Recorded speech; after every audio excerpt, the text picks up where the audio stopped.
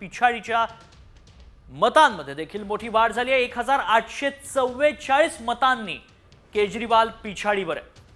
गेल्या काही तासांपूर्वी केजरीवाल 300-400 मतांनी पिछाडीवर होते, मात्र आता हा आकडा वाढत जातोय आणि ही पिछाडी देखील वाढताना पाहायला मिळते। 1844 मतांनी केजरीवाल पिछाडीवर आहेत। दुसरीकडे उपमुख्यमंत्री असलेले सिसोदिया हे देखील पराभूत झालेत। मनीष सिसोदियांचा 650 मतांनी पराभव झाल्याचं स्पष्ट होत आहे। मोठा धक्का आपसाठी, आपचे मनीष सिसोदिया पराभूत झाले।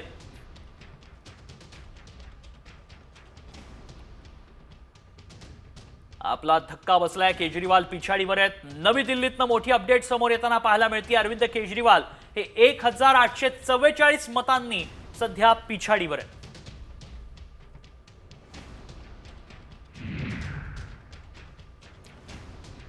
तिकडे मुख्यमंत्री असलेल्या आतिशी मार्लेना या देखील पिछाडीवर असल्याचं पाहायला मिळतंय।